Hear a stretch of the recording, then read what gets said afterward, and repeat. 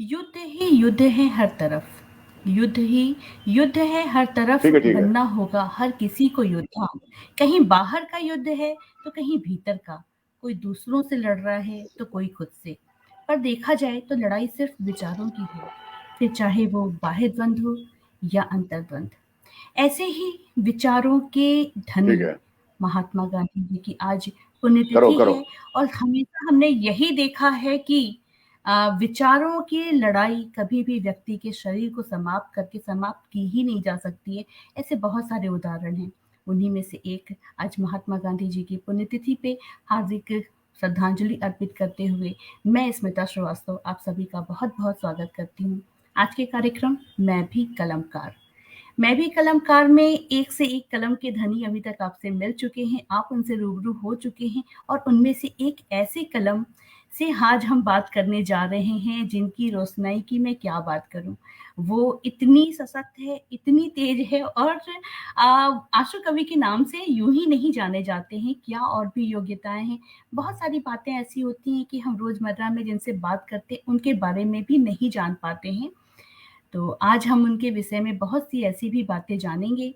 बहुत जल्दी वो हमसे जुड़ जाएँगे क्योंकि कुछ नेटवर्क की समस्याएँ हैं और मैं देख रही हूँ कि अभी वो फिर से यहाँ यहाँ रिमूव हो चुके हैं। तो बहुत जल्दी वो हमको जॉइन करेंगे। आशु कवि राजेश राज सर गोरखपुर के रहने वाले हैं, कलम के जितने धनी हैं और जिस तरह के गीत उनके कलम से फूट पड़ते हैं, वो सहसा ही हमें उनकी तरफ आकर्षित करते हैं। वो एक आकर्षण है उनके हर एक गीत में। अ, मैं उम्मीद करती हूँ कि वो बहुत जल्दी हमें जॉइन करेंगे। अ, डॉक्टर सौरभ पांडे जी आपका भी बहुत-बहुत स्वागत है। अशोक सर आपका भी बहुत-बहुत स्वागत है, सादर प्रणाम आप लोगों को और अपना साथ बना के रखिए।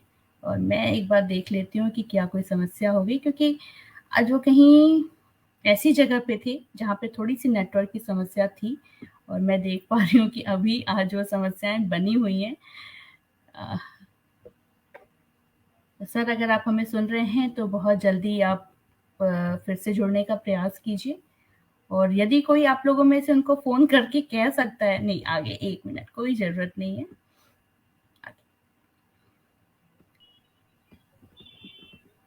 सर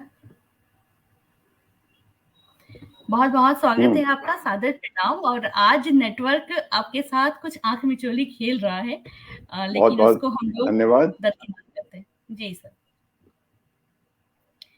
सर बहुत सारे लोग हमसे जुड़े हुए हैं, आपकी प्रतीक्षा हो रही है यहाँ पे कि अब आप आएँ और हम आपसे बात करें। तो आज इस कार्यक्रम में हम पहली बार आपसे बैठकर बात करेंगे। हालाँकि मैं आपसे बहुत सारी ऐसी बातें कर चुकी हूँ, लेकिन मुझे पूरा विश्वास है कि आज कुछ ऐसी बातें भी निकल के आएँगी, जो अब तक लोग नहीं समझ पाए हैं, लोगों तक नहीं तो पहुँची हैं। सभी का बहुत बहुत स्वागत है।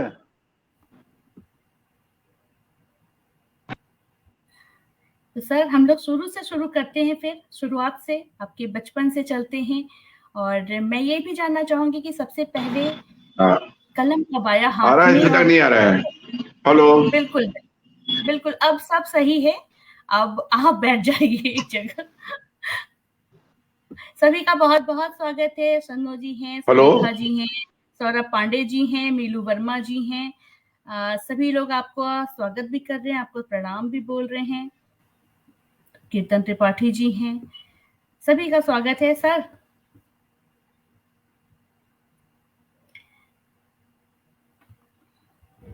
सर, सर शुरू करें?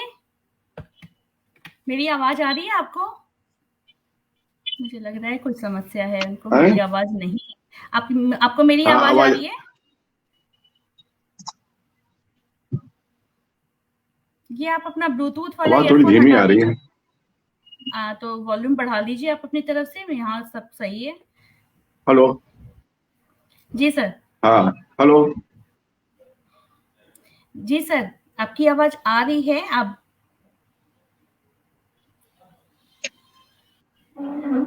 सुलेखा मिश्रा जी आपको भी नमस्कार। स्मिता नाम है मेरा।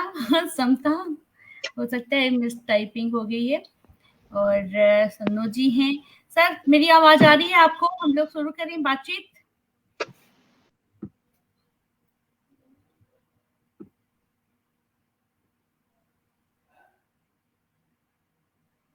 आप एक काम कीजिए, आप फिर से ज्वाइन कीजिए अगर आपको मेरी आवाज नहीं आ रही है आप तो। सभी को मेरा बहुत बहुत नमस्कार, जितने भी लोग इस शो में जुड़े हैं और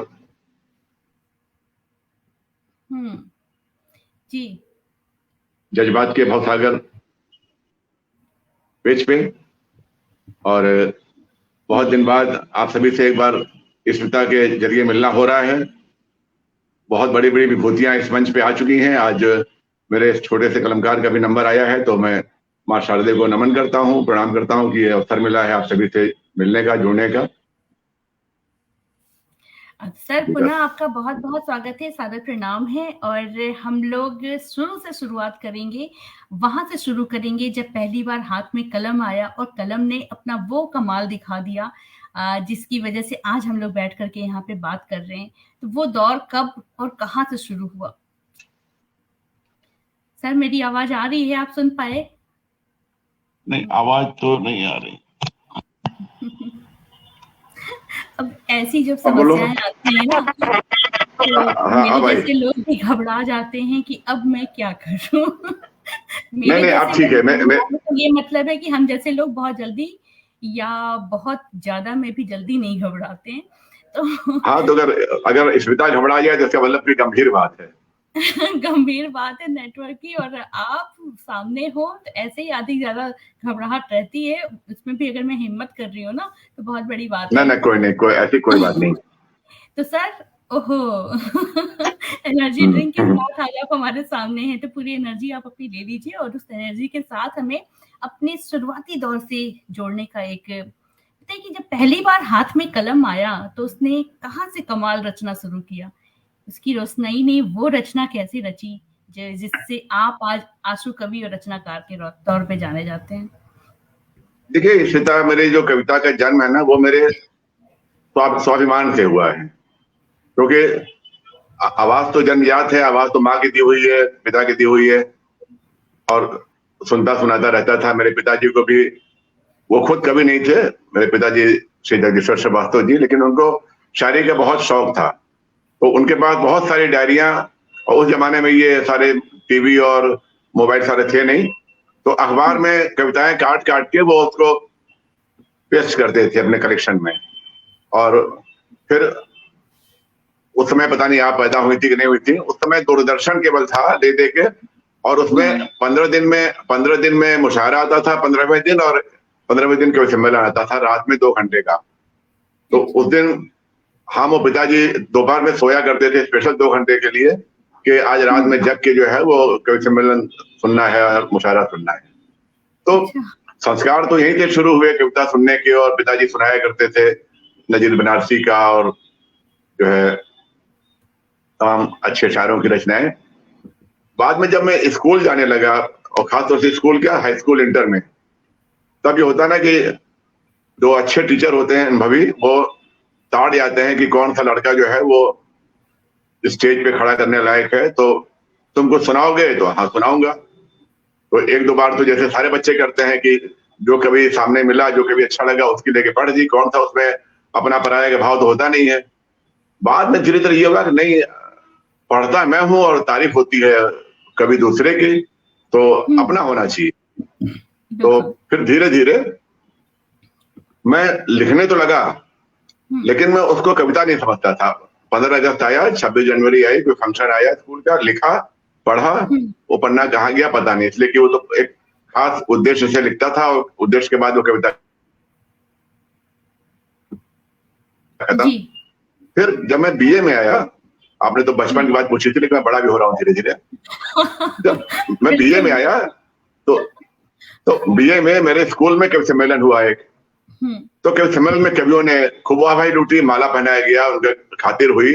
जब पढ़ा उन्होंने तो मैंने कहा ये तो वही पढ़ा है जो मैं हाई स्कूल इंटर से लिखता आ रहा हूँ। उसको जो है, हाँ, हमने उसको ये नहीं माना कि कोई रखने वाली चीज है। तो हमने कहा नहीं, अब जो लिखना है उसको संभाल के रखना है, क्योंकि इसको लिखने वाला वो कवि कहता है, कवि बन जाता है, बड़ी इज्जत होती है।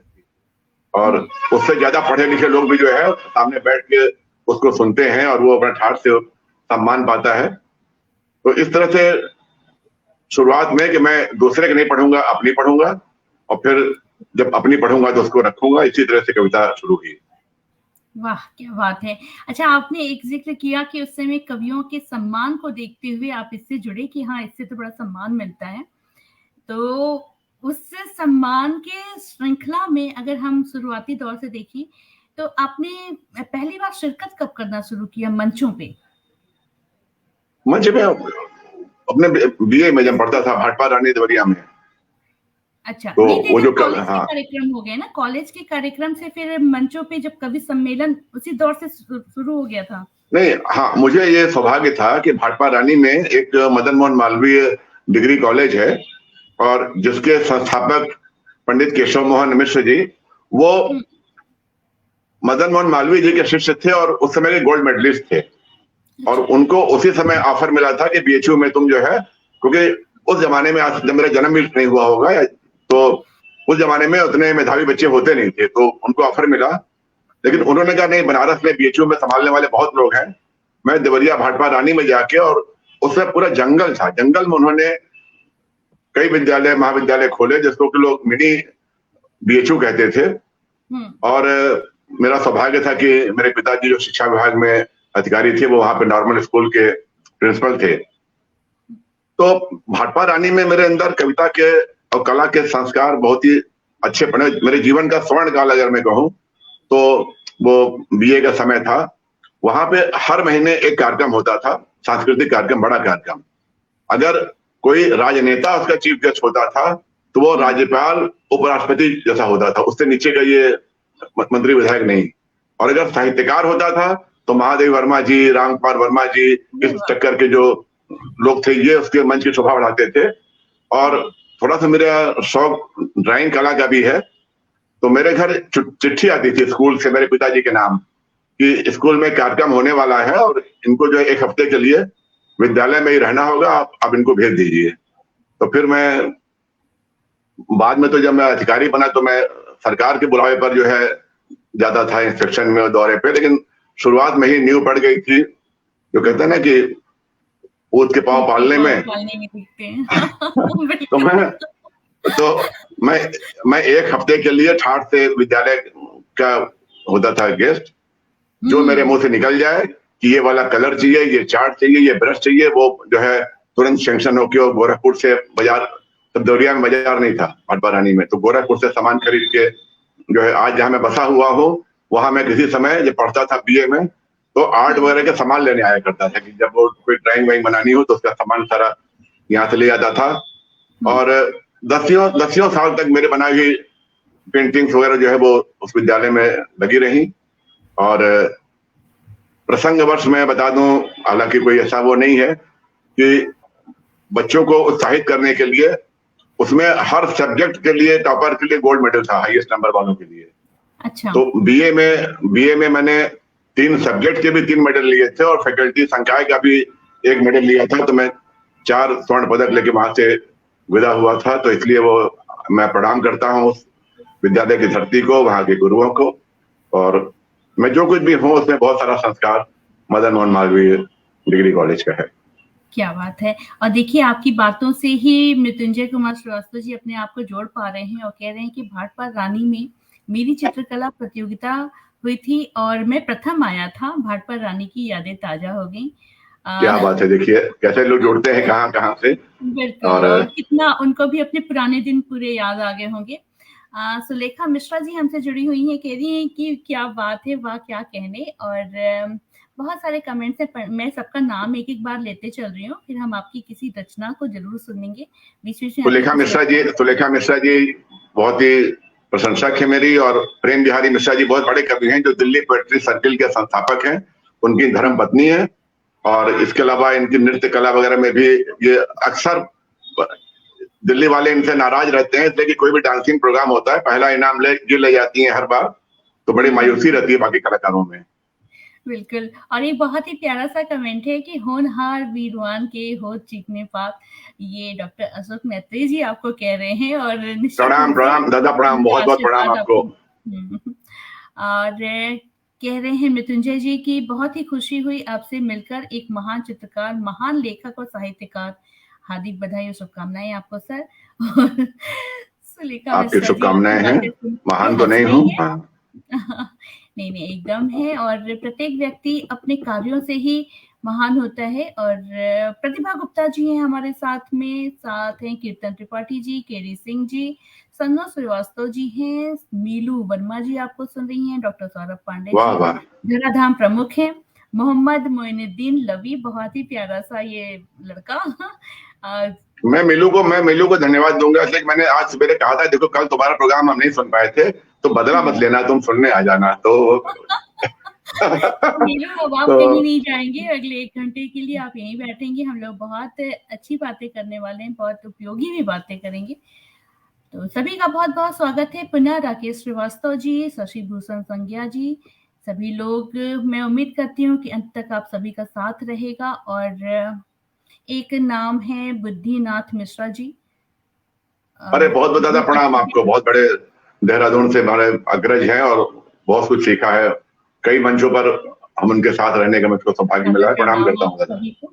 जी, आपको बहुत बहुत प्रणाम। और कीर्तन त्रिपाठी जी भी, देखिए डिमांड भी आने शुरू हो गई, फरमाइशी दौर अभी से शुरू हो चुका है कि फिर शाम हुई, ये संभव हो तो जरूर सुनाइएगा। मुझे लगता है आप कहीं भी जाते होंगे तो समझो शाम हुई का एक आ ही जाता है।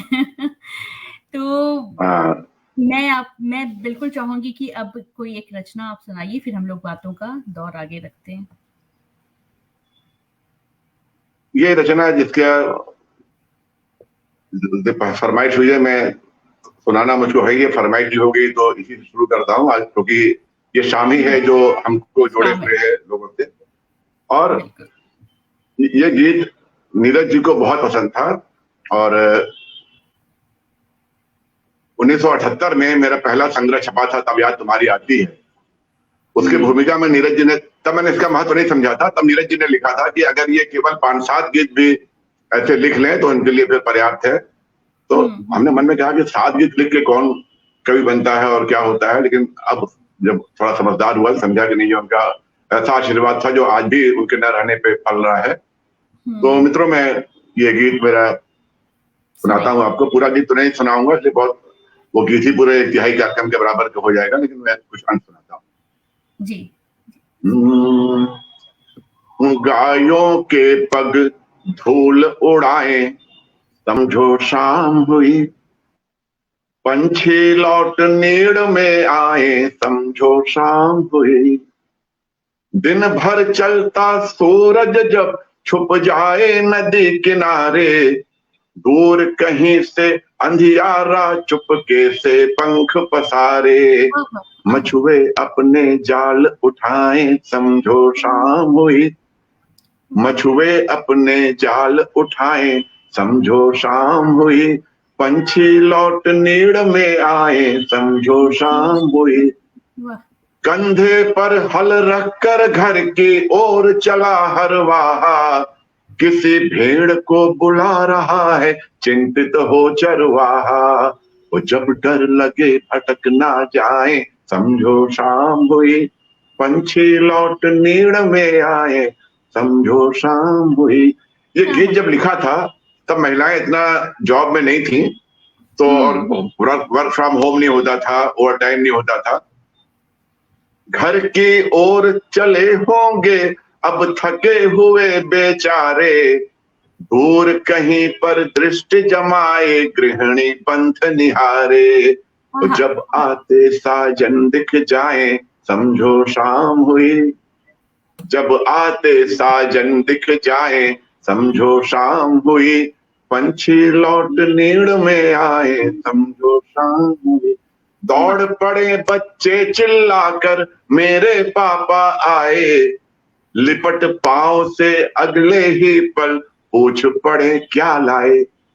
और जब जी चाहे लिपट पांव से दौड़ पड़े बच्चे चिल्लाकर, मेरे पापा आए, लिपट पांव से अगले ही पल पूछ पड़े क्या लाए। जब जी चाहे अब सुस्ताए, समझो शाम हुई, पंछी लौट नीड़ में। और बच्चों के बारे में एक और चित्र है कि बिसरा कर सारी चिंताएं ये बच्चे अलबेले, घर के बाहर मैदानों में चोर सिपाही खेले। घर के बाहर मैदानों में चोर सिपाही खेले, इन्हें बुलाएं जब माताएं, समझो शाम हुई। पंछी लौट नीड़ में आए, समझो शाम हुई। ये गीत मेरा 3-4 साल में पूरा हुआ था और इसका कुछ अंश पौड़ी गढ़वाल में लिखा गया, कुछ और जगहों पर अलग अलग जगह पे लिखा गया। 2 चित्र पहाड़ के, 2 चित्र देखिए पौड़ी गढ़वाल के कि पंच अंतिम पनिहारिन पन घट से लौटे धीरे धीरे, मड़ई से झोपड़ी, मड़ई से धुएं की रेखा छूने गगन चली रे। बहुत चूल्हे जलते हैं शाम को और हर मकान से एक लकीर निकलती है जैसे अगरबत्ती की तरह से। अंतिम पनिहारिन पन घट से लौटे धीरे धीरे, मड़ई से धुएं की रेखा छूने गगन चली रे। झिंगुर जब झनकार सुनाए, समझो शाम हुई। पंछी लौट नीड़ में आए, समझो शाम हुई। आवाज आ गई। गूंज गूंज उठे मंदिर में घंटों शंखों की आवाज। आजकल सर्दी है, जाड़ा, फिर गर्मी आएगी, तो जो शाम का समय है वो घटता बढ़ता रहता है, लेकिन पूरे विश्व में एक ऐसी घटना है जो एक ही समय पे होती है और मेरे यहाँ मेरे फ्लैट के सामने भी है, तो वो सुनाई पड़ती है आवाज। गूंज उठे मंदिर में घंटों शंखों की आवाज, मस्जिद में की जाए अदा जब चौथी बार नमाज। मस्जिद में की जाए अदा जब चौथी बार नमाज। गुलमलताएं जब कुम्हलाएं, समझो शाम हुई।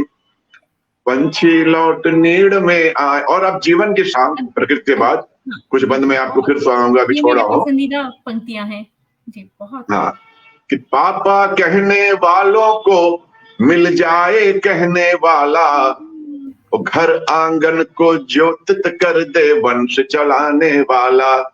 मैं दादा मैत्रेय जी को भेंट कर रहा हूँ पंक्तियां कि पापा कहने वालों को मिल जाए कहने वाला, घर आंगन को ज्योतित कर दे वंश चलाने वाला। बाबूजी बाबा कहलाएं, समझो शाम हुई। बाबूजी बाबा कहलाएं, समझो शाम हुई। पंछी लौट नीड़। और अंत में शास्त्रों में कहा गया है, जब चलना श्रम साध्य समझ बैठे जीवन संग्रामी। किसी के बहकाने में साधु ना हो जाए। जब चलना श्रम साध्य समझ बैठे जीवन संग्रामी, तन मन की स्वीकृति लेकर हो वानप्रस्थ अनुगामी। तन मन की स्वीकृति लेकर हो वानप्रस्थ अनुगामी। माया जब विरक्ति उपजाए, समझो शाम हुई। एक समय आता है कि जिस दौलत को, मकान को सब कमाता है आदमी, फिर कहता ईश्वर अपना दिया सब ले लो, हमको अपने पास बुला लो।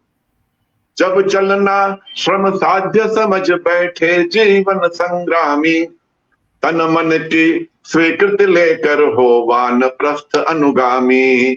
माया जब विरक्ति उपजाए, समझो शाम हुई। पंछी लौट नीड़ में आए, समझो शाम हुई। समझो शाम। जितने लोग जुड़े हैं उनका बहुत बहुत आभार कि वो जुड़े हैं, जुड़े। बहुत ही खूबसूरत गीत है और ये मुझे लगता है ना कि समय कितना भी बीत जाए या कोई भी युग हो, ये हमेशा हर युग में हर व्यक्ति के साथ उसके दिल को छुएगी और हमेशा वो अपने साथ रखेगा। और इसके साथ एक घटना भी जुड़ी हुई है सर कि गोरखपुर महोत्सव में मेरा भी वहां पे शिरकत करना हुआ था आपके साथ। पहली बार जब मैंने आपको देखा था, मेरा छोटा बेटा भी था वहां पे, 10 साल का था उस समय, करीब 9 या 10 साल का रहा होगा। और जब आपको दूसरी बार उसने देखा और सुना, अरे अरे ये तो वही वाले हैं ना, समझो शाम हुई वाले। तो ये गीत की है कि एक छोटे बच्चे से लेकर के और कितने भी बुजुर्गों के दिल को छूने वाले हैं। बहुत सारे कमेंट्स हैं, मैं चाहती तो हूँ कि सबको मैं पढ़ूं, लेकिन मुझे लग रहा है कि मैं आपसे बात कर लूं। तो सभी का बहुत बहुत धन्यवाद, आप ऐसे ही जुड़े रहें। और अंत में मैं कोशिश करूंगी कि मैं सभी के गीत को, सबके कमेंट्स को जरूर पढूं। और कीर्तन त्रिपाठी जी, आपके कहने से ये गीत यहाँ पे प्रस्तुत हुआ। पहला जो प्रस्तुति रही वो आपकी फरमाइश से शुरू हुई है, तो सभी का पुनः स्वागत है। जुड़े रहिए ऐसे ही और लाइक कमेंट के साथ आप शेयर भी करते रहें। तो सर इतने खूबसूरत से गीत के बाद ये जीवन का पूरा निचोड़ है, हर एक पल को, हर एक आयु को दर्शाने वाला, हर एक विचार को दर्शाने वाला ये गीत है। तो ये गीत किस उम्र में लिखा था? क्योंकि इसकी जो समझ है, आपने कहा कि बाद में मुझे समझ में आया, तो इसके पीछे की अब कोई ऐसे इसका नहीं, ऐसा नहीं, इसका 1978 में मेरी जो पहली किताब छपी थी उसमें ये छपा था। तो 78 में इसको नीरज जी का आशीर्वाद मिल चुका था। ये 74, 75, 76, मतलब 75 78 के बीच में लिखा गया था, 45 साल पहले। और तब मैं वही इंटर में पढ़ता था, और मेरी एक आदत थी कि पढ़ाई के लिए घर पे मेरा मन नहीं लगता था, क्योंकि घर पे जब पढ़ाई करो तो हर थोड़ी देर बाद कभी किचन में मन करे ये आगे खाओ वो खाओ। तो मैं सवेरे नाश्ता करने के बाद 2-3 किताबें नोटबुक लेके, और मैं क्वींस कॉलेज में बना दूं, मैं इंटर मैंने क्वींस कॉलेज से किया है, तो वहां से मैं घर से निकल के और विद्यापीठ, संस्कृत विद्यापीठ के पीछे काफी बड़ा मैदान था, वहां जाके तो 1 घंटे पढ़ाई होती थी, फिर मैं आधे घंटे 10 मिनट कुछ सोचता विचारता था। मैं आपको बिना प्रसंग के मैं पहले कविता सुनाता हूँ जो मैंने इंटर में लिखी थी। तब मैं गीतकार नहीं बना था, गीतकार बनने की भी एक अलग कहानी है। लेकिन मैं तो घास पे संस्कृत विद्यापीठ बनारस की लॉन में से लेट के, मैं पढ़ाई के बाद थक गया था, लेटा हुआ था, ऊपर बादल जा रहे थे, तो मैंने लिखा कि जीवन के कगार पे न कोई साथी न मीत होगा, न साज होंगे न गीत होगा, अस्थिर मन और भटकते बादलों में एक सा आभास होगा, तब जताएंगे मुझे आकर हमेशा प्रीत बादल, होंगे मेरे मीत बादल, होंगे मेरे मीत बादल। तो ये कविता थी पढ़ाई के दौरान की। तो अभी बहुत सारी, अच्छा मैं अब कुछ कमेंट्स जरूर ले लेती हूँ सर। आपकी बहुत सारी ऐसी बातें हैं जिन्हें हमें जानना है और लोगों तक भी पहुंचाना है। आप लोगों का विचार है और मेरे लिए सुझाव भी है कि मैं इन कमेंट्स को जरूर पढूं। सुलेखा मिश्रा जी हैं, वो आपकी बहुत बहुत प्रशंसा कर रही हैं। मृत्युंजय जी तो लगातार, उनके बहुत सारे कमेंट्स हैं।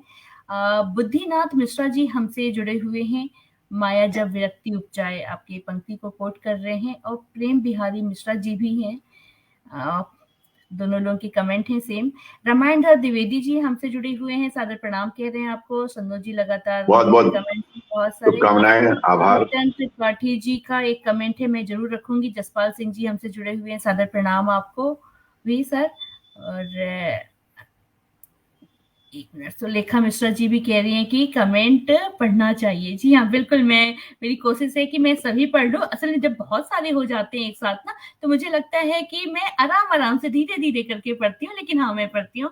कीर्तन त्रिपाठी जी कहते हैं कि सादर धन्यवाद सर, हमने तो इसे कुछ देर में सुन लिया, लेकिन आपने इसे लिखने के लिए जितनी विषय वस्तुओं को जोड़ा है, उन सभी की कल्पना कर पाना भी सामान्य मस्तिष्क के लिए संभव नहीं है।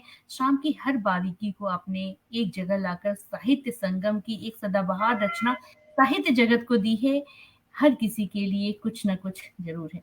जी हाँ, बहुत ही प्यारा सा आपका विचार। और इतनी जल्दी जल्दी आप टाइप कैसे कर लिए इतना सारा, ये भी एक बड़ी बात है। प्रेम बिहारी मिश्रा जी कहते हैं कि प्रथम रचना ही अनुपम है आपकी। मीलू वर्मा जी कहती हैं कि आपकी लेखनी तो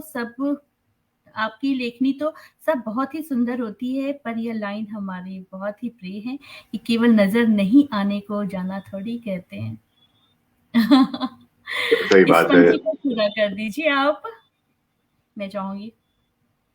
नहीं, ये तो एक विशेष परिस्थिति में जब मीलू जी के बाबा की डेथ हुई थी, तो एक कार्यक्रम रखा गया था। तो ये जितने भी लोगों ने कोरोना में अपने अपनों को खोया है, सच पूछिए तो आत्मा जो अजर अमर है। और अगर मैं आज हूं तो मेरे भीतर मेरी माँ की जो स्वर लहरी है, मैं जो गाता हूँ, जो स्वर है वो माँ का दिया हुआ है, जो संस्कार है पिता के दिए हुए हैं। तो हम ये नहीं कह सकते कि माता पिता नहीं रहे। हाँ, वो शरीर के रूप में नहीं रहे। तो मैंने ये कहा था कि केवल नजर नहीं आने को जाना थोड़ी कहते हैं। पहले नजरों में रहते थे, अब वो दिल में रहते हैं।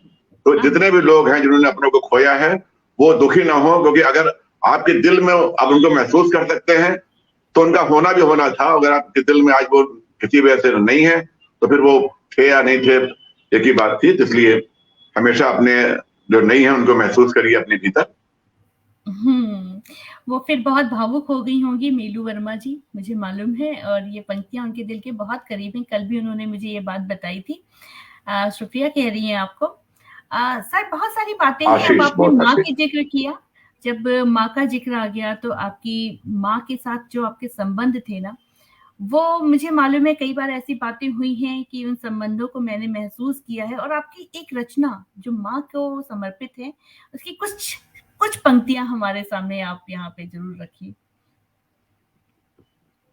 हाँ, वो शाम वाला गीत की फरमाइश आ गई, नहीं तो मैं पहली रचना उसी से शुरू करने वाला था। कोई आपने बचपन की बात कही और वो करके, जी जी जी तो उससे कुछ अंश पढ़ता हूँ। जी। हालांकि पता नहीं क्यों मेरी कुछ रचनाएं ऐसी होती हैं कि जिसके चलते फेसबुक पर, सोशल मीडिया में मेरा नाम रुलाने वाले अंकल पड़ गया है। तो आपने लेकिन मुझे बहुत रुलाया है। तो इसलिए मैं, लेकिन ठीक है, जो कविता रुलाती है ना वो हमेशा के लिए याद रह जाती है, और जो हंसी की तरह से झड़ती है वो बिखर जाती है। बचपन में सुनी एक बात याद आती है, जीवात्मा काया तज तारा बन जाती है। बचपन में सुनी एक बात याद आती है, जीवात्मा काया तज तारा बन जाती है। छूट गया आंचल जो प्यारा, अक्सर मन ढूंढे वो तारा। छूट गया आंचल जो प्यारा, अक्सर मन ढूंढे वो तारा।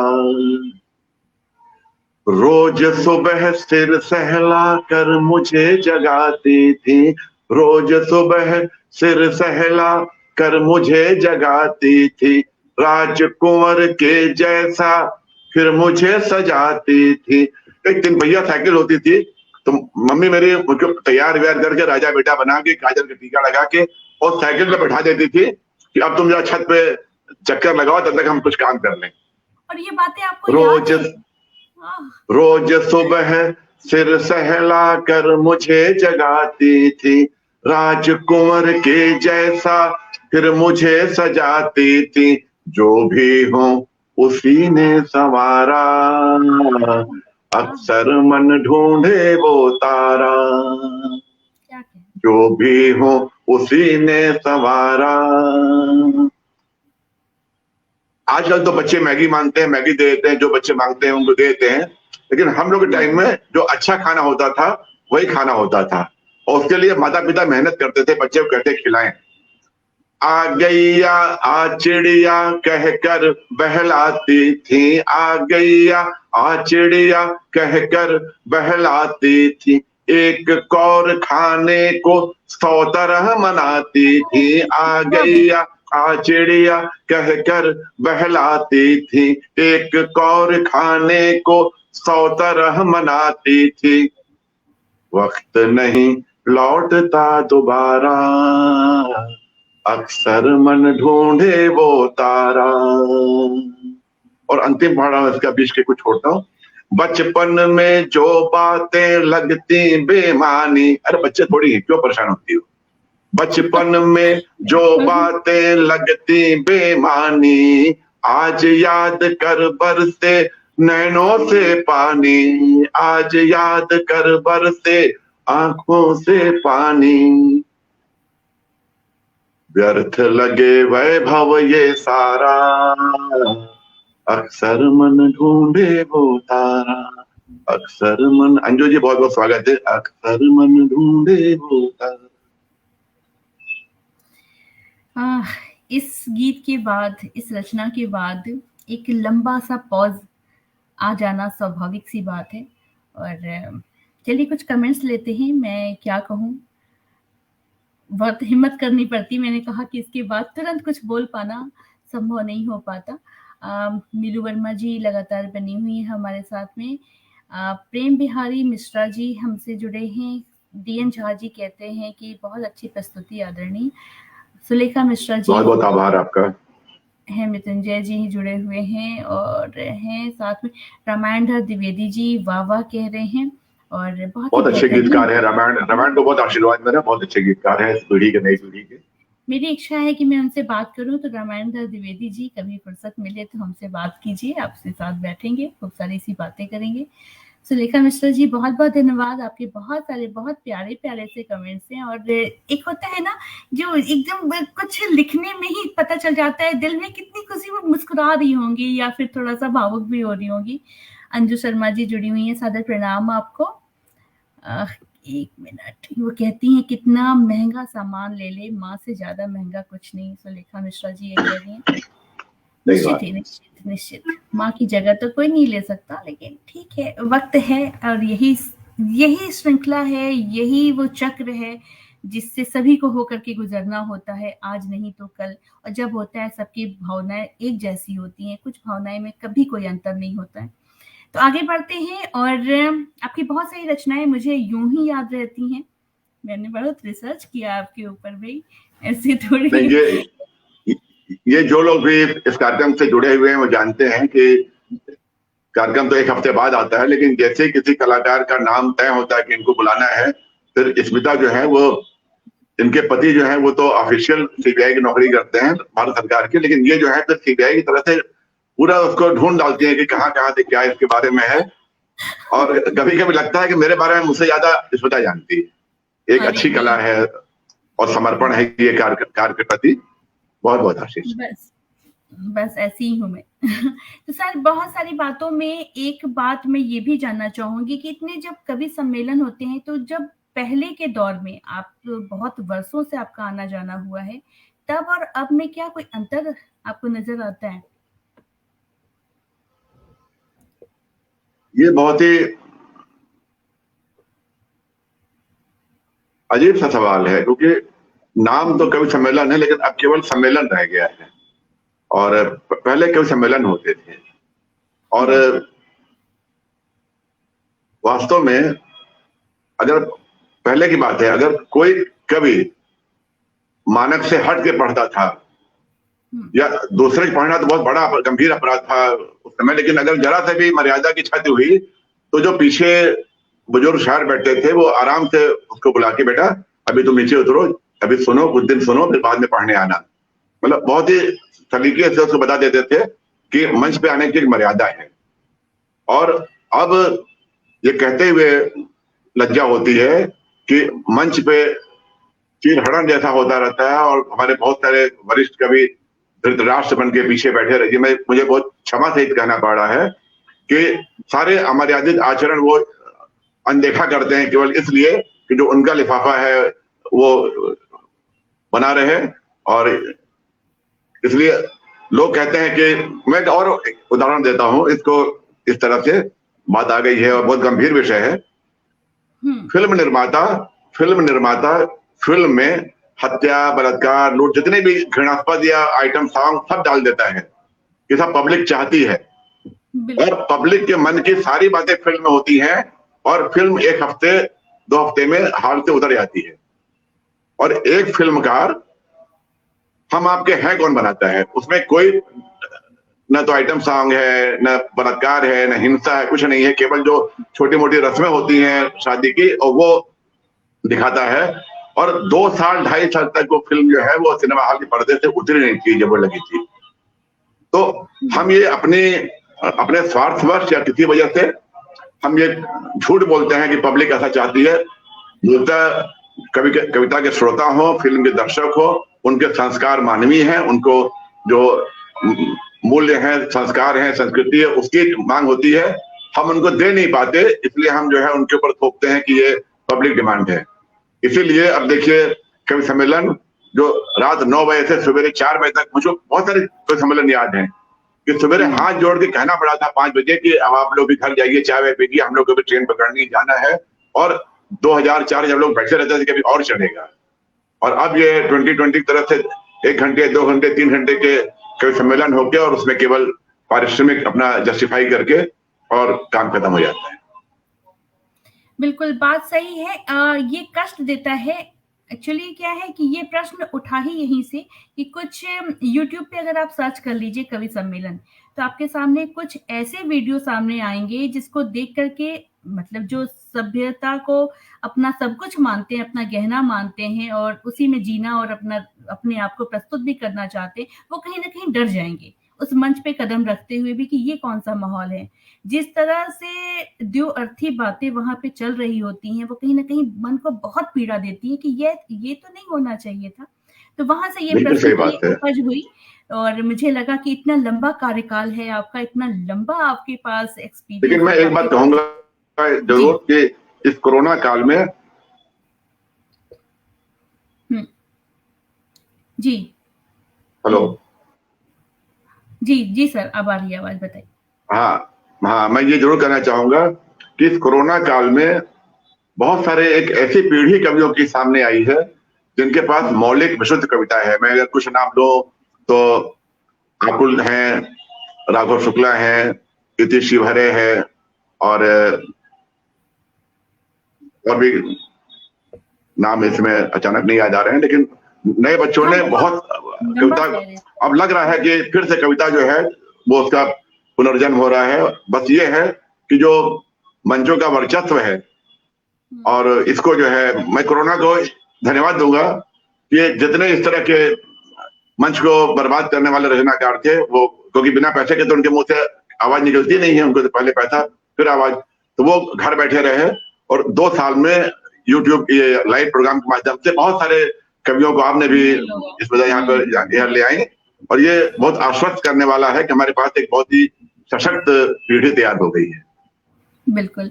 और सही बात है कि सब कुछ है, आपके ऊपर डिपेंड करता है कि आप क्या चुनते हैं। चुनाव हमेशा हमारे हाथ में आता है, जो कि होने भी वाला है, तो फिर से सभी के हाथ में है। लेकिन अब आगे बातचीत के बाद हम आपकी ज़रूर एक रचना सुनेंगे, लेकिन ये इतने लंबे कार्यकाल में मंचीय कवि सम्मेलनों में शिरकत करने के बाद कोई यादगार कवि सम्मेलन याद आ रहा हो कहीं पे कि अविस्मरणीय रह गया? अच्छे या बुरे दोनों ही क्रम में आप बता सकते हैं। नहीं, मैं गोरखपुर के इतिहास में मुझे अच्छा, मैं जब कवि सम्मेलन का आयोजन करता हूँ तो एक बात और बता दूं कि आज के कवि सम्मेलन के आयोजन के पीछे एक अजीब सा गणित है कि जो जो लोग अपने यहाँ कवि सम्मेलन करते हैं उनको आप बुलाइए तो बदले में फिर वो आपको बुलाएंगे, जिस तरह से आदान प्रदान पैसे, कविता का नहीं, साहित्य का नहीं, पैसे का।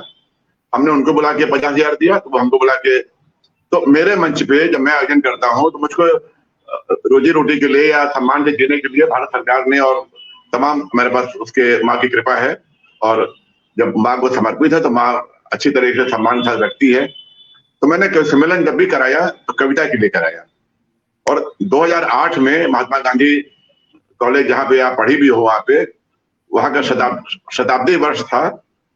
शताब्दी वर्ष में एक कवि सम्मेलन मेरे द्वारा आयोजित हुआ जिसमें कवियों में भी हमारे कार्यक्रम में जुड़े हुए हैं बुद्धनाथ मिश्र जी, नीरज जी, सोम ठाकुर जी, कुंवर बेचैन जी और सरता शर्मा जी, यश मालवी जी, इस तरह से सारे कवि और शायरों में बशीर बद्र जी, वसीम बरेलवी जी, पॉपुलर मेरिठी जी, 19 लोग ऐसे थे कि उन कवियों, हाँ, भारत भूषण जी का वो अंतिम कार्यक्रम था और वो 10 साल से किसी कवि सम्मेलन में नहीं जा रहे थे तो मैं मेरठ गया। बाकी सारे कवियों को मैंने वैसे बुला लिया टेलीफोन से, वैसे उनके लिए मैं मेरठ गया तो वो बोले कि राज अब कौन सुनता है हमारे ऐसे कवियों को।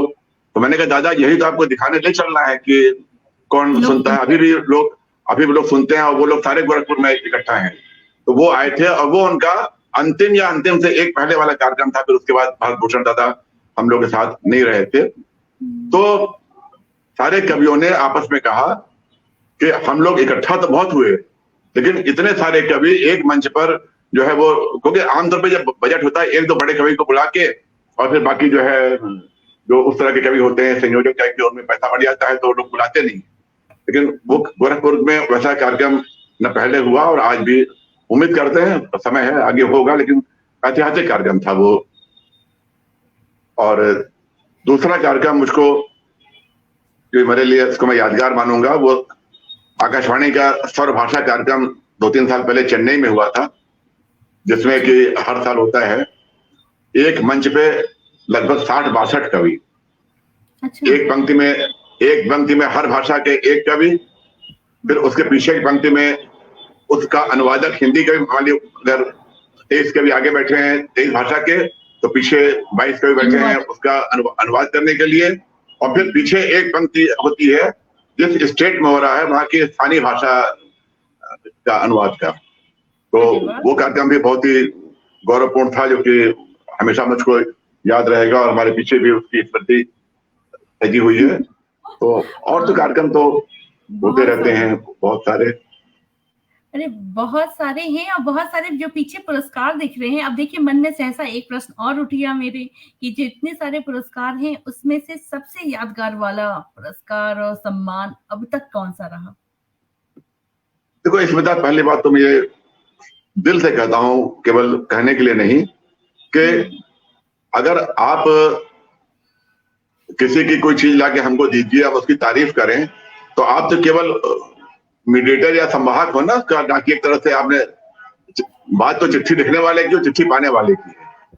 तो मैं ये पूरे ईमानदारी से ये मानता हूं कि जितनी भी मेरी कविताएं हैं, मैं 2 तरह कविताएं करता हूं, इस पर भी कभी बात करेंगे। एक तो मैं आज कवि के अलावा भी भारत सरकार के लिए गीत लिखता हूं, मोदी जी की सारी योजनाओं के लिए आकाशवाणी ने मुझसे टाइटल सॉन्ग लिखवाए, बेटी बचाओ वगैरह, तो वो गीत लिखना अलग चीज है। जो कविता है जिसको सुन के आपके आंख से आंसू बहता है, जो हम रुलाने वाले अंकल कहे जाते हैं, उसमें से एक भी कविता मेरी रची हुई नहीं है। वो माँ ने ऊपर से, जैसे अपने आप ऊपर से आती है। और जितने भी समर्पित कवि हैं वो इसको समझेंगे कि आप केवल, मैं भी कलमकार, तो आपकी भूमिका केवल कलमकार की होती है, डिक्टेशन लेने की। डिक्टेशन कोई और देता है और पहुंचने कहीं और रहती है। जैसे हम कहते हैं ना कि हम हर कार्य द्वार तुम्हारे पाती लाए राम की, आए एकर लाकर ले जाए जो भी हो जिसके नाम की। तो ये सारी कविताएं जो है, और इसीलिए जो पीछे सम्मान है वो मैं लेता जरूर हूं, लेकिन इसके लिए मैं ईमानदारी से कहता हूं कि शब्द स्वर ज्ञान सारा मैया का, हाँ, क्या बात। शब्द स्वर ज्ञान सारा मैया का, नाद संधान सारा मैया का। मीलू वर्मा है, माँ की कृपा है इनके ऊपर, इनके कंठ में सरस्वती बसती है। और बिना माँ की कृपा के हम गुरु का आदर करते हैं, गुरु हमको रास्ता दिखाता है, लेकिन गुरु भी वहीं से पाता है, ऊपर से ही सेटेलाइट से लेता है, ईश्वर के आता है, फिर वो हमको देता है। शब्द स्वर ज्ञान सारा मैया का, नाद संधान सारा मैया का। मैं तो छोटा सा एक जरिया हूँ, मैं तो छोटा सा एक जरिया हूँ, ये मान सम्मान सारा मैया का। मान। और मुझको जब सम्मानों का जिक्र है तो मैं किसी का सम्मान का जिक्र क्या करूं, लेकिन मुझको जितने भी सम्मान मिले हैं वो सब आत्मीयता वाले सम्मान मिले हैं। जैसे एक कार्यक्रम हुआ था लखनऊ में, और वैसा कार्यक्रम बहुत कम हुए होंगे, कवि परिवार के द्वारा अपने चुने हुए कवि को सम्मान देना। 99% सम्मान जो होते हैं वो सरकारी पैसे से या किसी ट्रस्ट के पैसे से या कोई फंड चंदा करके इकट्ठा करके अपने पैसे से कोई सम्मान किसी को नहीं देता है, जो परंपरा सम्मानों की है। लेकिन कुछ सम्मान ऐसे थे, जैसे कि ये एक प्रणाम सम्मान हुआ था, तो 5 कवियों ने, अच्छा उसमें संयोग की बात ये थी कि पिता भी कवि थे जो नहीं रहे, बच्चे भी कवि थे, तो अपने कवि पिता की स्मृति में बच्चों ने अपने मन से पसंद करके कवियों में से चुन के उनको बुलाया और सम्मान देने के लिए। और मुझे उसमें दिनकर जी के समकालीन थे पंडित श्री जो शर्मा पथिक, तो उनके नाम से सम्मान के लिए मुझे डॉक्टर प्रीता प्रिया जो हल्द्वानी में चिकित्सा में है, तो उनके परिवार ने मुझको चुना था।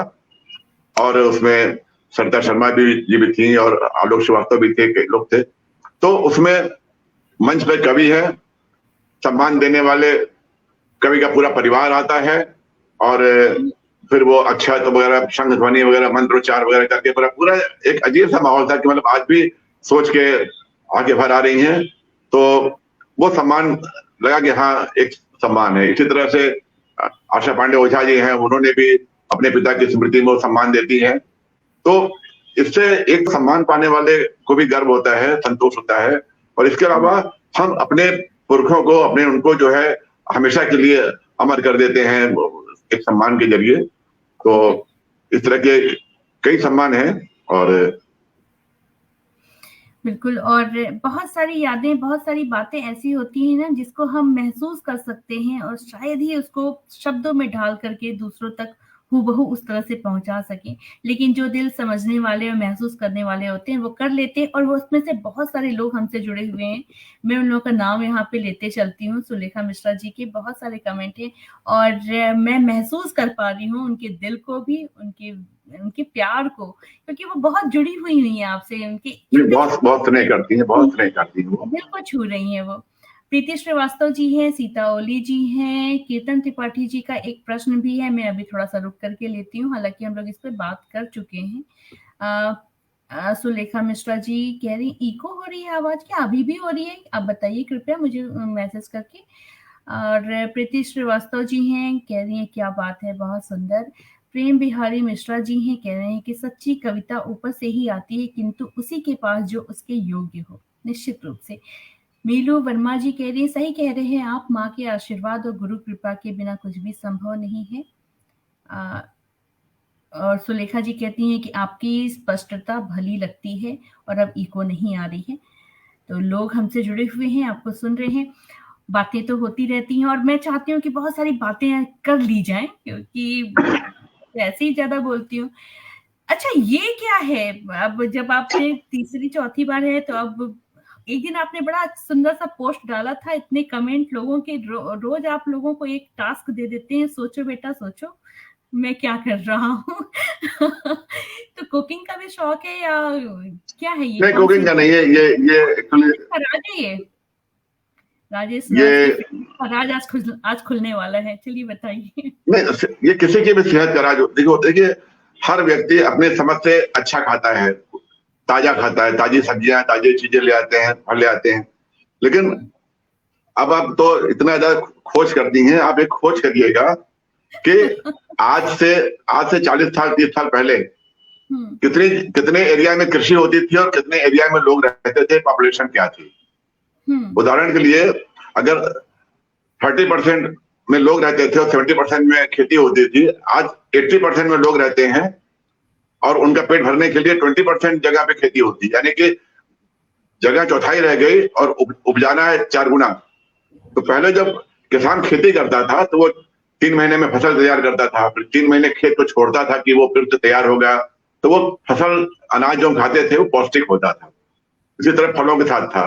अब एक साल में 4 फसल, एक फसल के बगल में दूसरी फसल, और उसको करने के लिए जैसे बहुत सारी महिलाएं अगर प्री मैच्योर बेबी है, या जब जुड़वा बच्चे हों या किसी माँ के एक साथ 4 बच्चे हों, तो उनकी हेल्थ क्या होती है, मतलब जैसे जिंदा रह जाए बहुत है, वो दूसरे को क्या ताकत देंगे। इसी तरह जो इस समय अनाज उपजाया जा रहा है उसकी केवल शक्ल अनाज की है, उसमें कोई पौष्टिकता नहीं है, सेब के ऊपर पॉलिश हो रही है।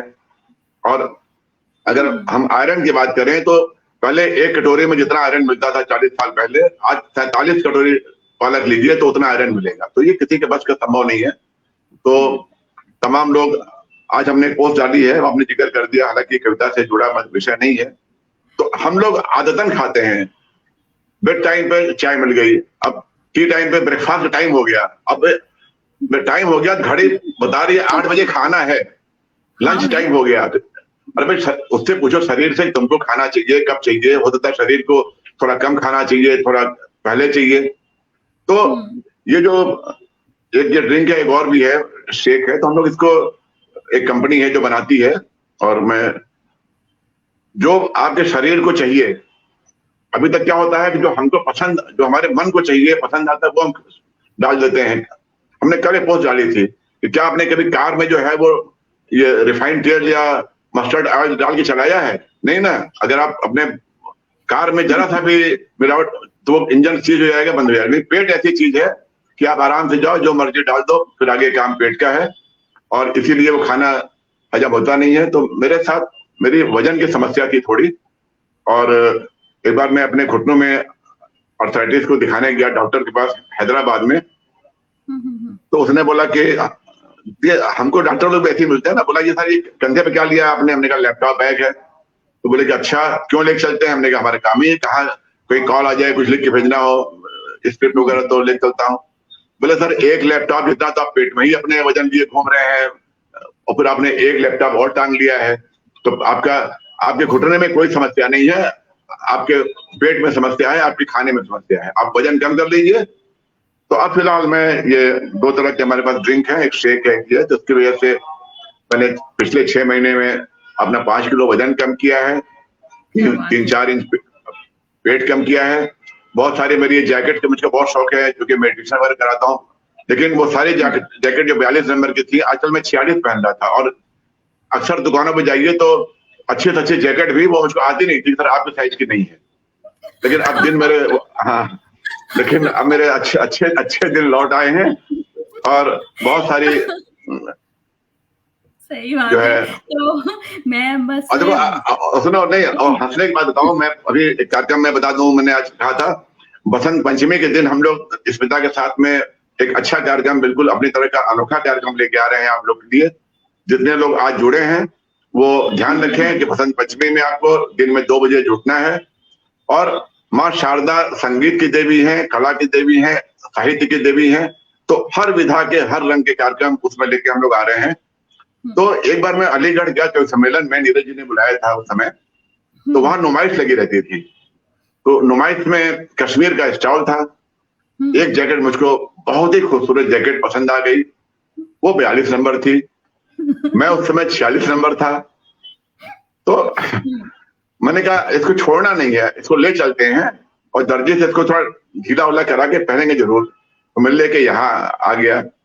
जब दर्जी के पास गया तो बोले था देखिए ये रेडीमेड कपड़े वाले इतना मार्जिन अंदर नहीं छोड़ते हैं कि आप इसको बढ़ा सकिए, वो तो अपना तो मतलब फिर कैसा कि जैकेट तो 42 साइज नहीं होगी, हाँ आप अपने को कर सके 42 तो कर लीजिए।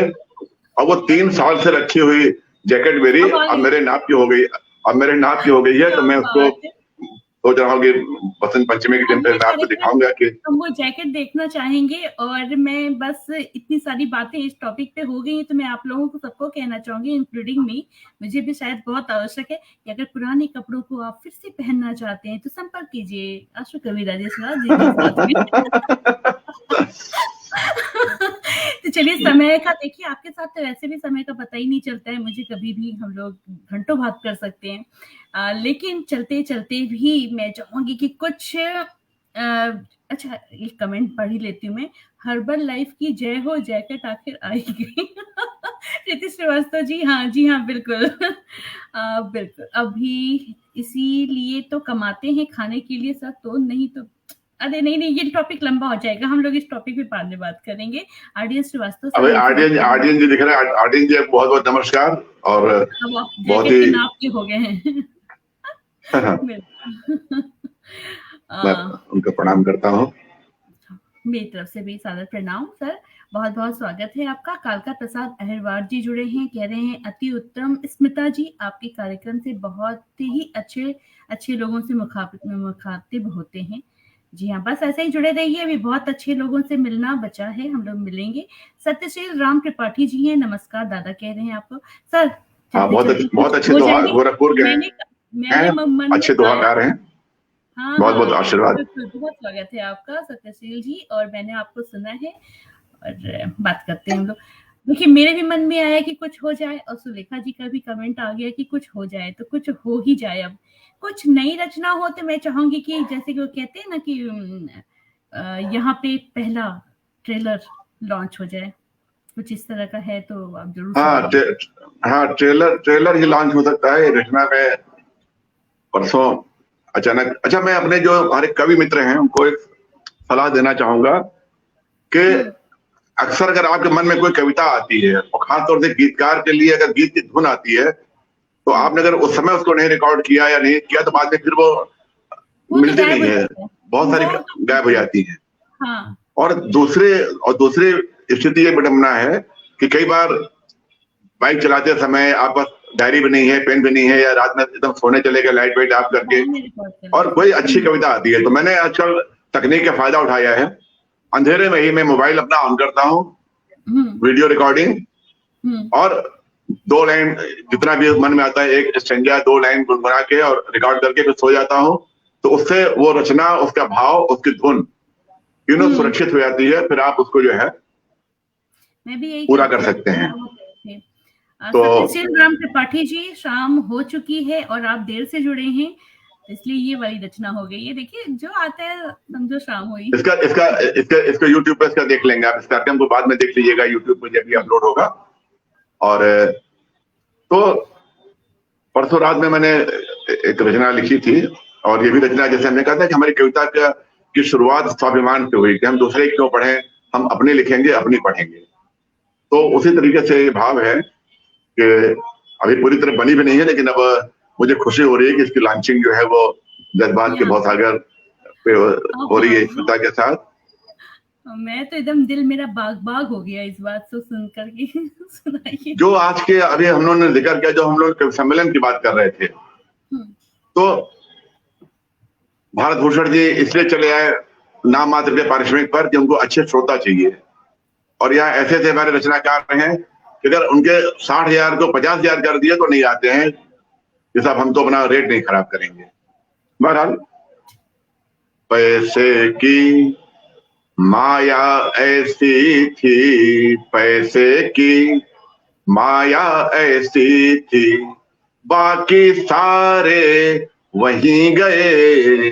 पैसे की माया ऐसी थी, बाकी सारे वहीं गए। हम गहरे सागर ठहरे, प्यासे के द्वारे नहीं गए। जिसको पानी पीना होता है वो आता है सागर के पास। पैसे की माया ऐसी थी, बाकी सारे वहीं गए। हम गहरे सागर थे खुद, प्यासों के द्वारे नहीं गए। एक बंद बना है इसका कि मान और सम्मान सजे थे, मंच बड़ा था, लोग बड़े। मान और सम्मान सजे थे, मंच बड़ा था, लोग बड़े। बौनों के आगे नतमस्तक, ऊंचे ऊंचे लोग खड़े। पुरस्कार मिल जाए।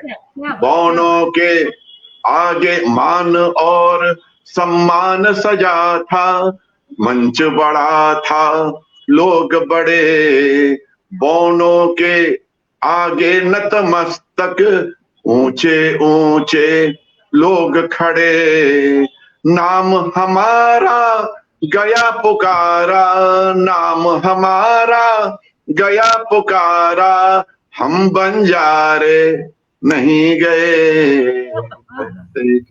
नाम हमारा गया पुकारा, हम बंजारे नहीं गए। पैसे की माया ऐसी थी, बाकी सारे वहीं गए। हम गहरे सागर थे खुद, प्यासों के द्वारे नहीं गए। आहा, क्या बात, क्या बात, क्या बात।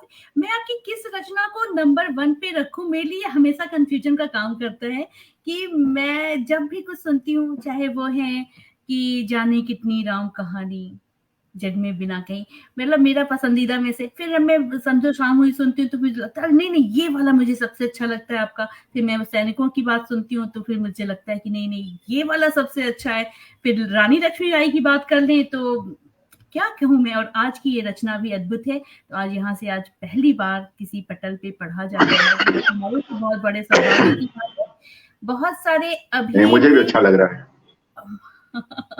ये आपको अच्छा लग रहा है ये जानकर कि मुझे और अच्छा लग रहा है। तो बहुत खूब, बड़ा मंच बड़ा था, लोग बड़े थे। भानु प्रकाश श्रीवास्तव जी जुड़े हुए हैं, उनके कमेंट हैं। प्रीति श्रीवास्तव जी बहुत बहुत हैं, आभार। प्रेम बिहारी मिश्रा जी खुददारी कवि का आभूषण है, निश्चित रूप से। और देखिए 2 लोगों की चाहत एक जैसी है, एक हमारी सुलेखा मिश्रा जी प्यारी सी, और दूसरे हैं रुपेश कुमार श्रीवास्तव जी, जिनका जिक्र आपने थोड़ी देर पहले किया था, तो वो देर से आए हैं लग रहा है, लेकिन दुरुस्त आए हैं और उनका कहना है कि आपकी मौलिक परंपरा के अनुसार सैनिकों पर एक कविता होनी चाहिए। तो मैं चाहूँगी कि उसको सुनाते हुए हम लोग यहाँ से विदा लेंगे। 1-2 नाम बिल्कुल, और हैं, बिल्कुल। माथुर जी हैं, वाह-वाह बहुत खूब कह रहे हैं, अभी-अभी हमसे वो जुड़े हैं और सुलेखा जी कह रही रुपेश जी भी यही चाहते हैं, तो दोनों लोग मिलकर के एक साथ अपना स्वर बुलंद कर रहे हैं कि आप सुनाइए, हम भी ज़रूर चाहेंगे कि नहीं, आप मैं निश्चित रूप से हुँ, और आज कुछ नेटवर्किंग और सब कार्यक्रम आगे पीछे उल्टा-पुल्टा हो गया, नहीं तो मैं वाणी वंदना भी आज नहीं हो पाई और ये सैनिकों के उससे मैं शुरू करता हूँ हमेशा, लेकिन ठीक है, सैनिक को तो कभी भी याद करिए। और अभी मैं परसों एक वीडियो हमने शेयर किया था अपने फेसबुक पे कि हुँ, बर्फ के अंदर गड्ढा खोद के और गुफा बना के और ऊपर से बर्फ के अंदर यहाँ थोड़ी सी हवा चलती है तो हम लोग कहते हैं कि शीतलहर आ गई, शीतलहर आ गई। हमारे सैनिक जो है वो कैसे विषम परिस्थिति में रहते हैं। तो एक रचना मेरी है जिसमें मेरा ये कहना है कि अगर सैनिक हमारे लिए सारे काम छोड़ के और सीमा पर है, तो अगर हम उससे कुछ काम कर सकें, हाथ बटा सकें उसका, तो हुँ, ये उसके प्रति बिल्कुल, सच्ची जो है शुभकामना और श्रद्धांजलि होगी। वैसे तो केवल औपचारिकता होती है। तो मैं इसके बिल्कुल, कह पढ़ ही रहा हूँ सकते और हैं। ये आज की अंतिम ये रचना इस समय की आज की है, क्योंकि हुँ, भाई मेरा एक काम कर आना कि मैं तो यहाँ सीमा पे खड़ा। भाई मेरा एक काम कर आना कि मैं तो यहाँ सीमा पे खड़ा। मेरे गांव में त्योहारों पर अक्सर लगता मेला। कितने छोटे से काम है, कोई भी कर सकता है, ध्यान नहीं जाता हमारा। मैं आपका ध्यान दिला रहा हूँ सैनिक की आवाज बन के।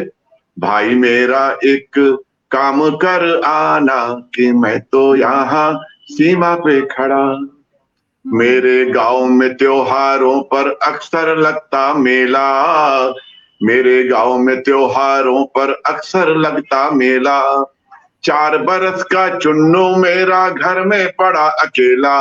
उसे मेले से गुब्बारा दिला लाना कि मैं तो यहाँ सीमा पे खड़ा। सोचिए आप मेले में जा रहे हैं, 2 गुब्बारे लाके और उनके बच्चों को दे दीजिए कि भाई ये हमारी तरफ से, तो किसी भी बड़े हुँ, सम्मान से और उससे बेहतर उसे मेले से गुब्बारा दिला लाना कि मैं तो यहाँ सीमा पे खड़ा। क्या बात है। राखी में जब थाल सजाकर राह निहारे बहना। मेरे पहुंच न पाने का दुख उसे पड़े ना सहना। जाके अपनी कलाई तो बढ़ाना कि मैं तो यहाँ सीमा पे खड़ा। और कलाई बढ़ाने के बाद वो जिम्मेदारी भी निभानी है, क्योंकि सैनिक भी चिंता करता है कि उसकी पत्नी अकेले है, गांव में है।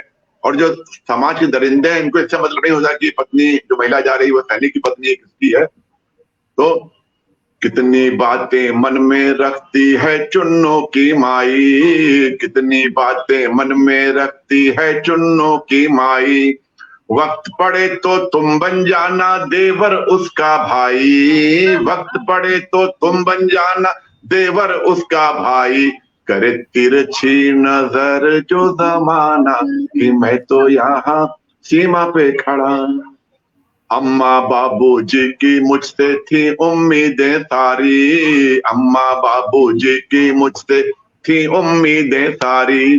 अरे लाल देश पे वार दिया है ममता की बलिहारी। लाल देश पे वार दिया है ममता की बलिहारी।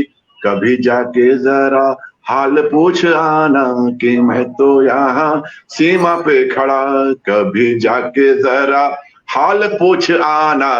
दादा अशोक जी को बहुत बहुत प्रणाम और उनका आशीर्वाद मिल रहा है। सुलेखा जी बहुत बहुत धन्यवाद। और हर सैनिक जानता है कि उसके साथ अंत में क्या हो सकता है, लेकिन ये उसमें बाधा नहीं होता, फिर भी वो सजग करता है। भाई मेरा एक काम कर आना। आन हुँ, तिरंगे की रखूंगा बेशक गोली खाकर। आन तिरंगे की रखूंगा बेशक गोली खाकर। बेसुध ना हो घर वाले मनहूस खबर ये पाकर। बेसुध ना हो घर वाले मनहूस खबर ये पाकर। गांव वालों को ये धीरे से बताना कि मैं तो यहाँ सीमा पे पड़ा। गांव वालों को ये धीरे से बताना कि मैं तो यहाँ सीमा पे पड़ा, भाई मेरा एक, भाई मेरा एक, भाई मेरा एक, काम कर आना कि मैं तो यहाँ सीमा पे खड़ा। बहुत बहुत धन्यवाद जज्बात क्या के बात भवसागर का, इस विदा क्या को आशीर्वाद, और आप सभी को जो जुड़े रहे, डॉक्टर बुद्धनाथ मिश्र जी, आरडीएन जी, प्रेम बिहारी जी, सुलेखा जी, बहुत सारे लोग, सबको मैं अलग से धन्यवाद दूंगा, लेकिन आप लोगों ने आके आशीर्वाद दिया, शुभकामनाएं दी, मैं हृदय से कृतज्ञ हूँ। क्या बात है। जय हिंद। जय हिंद।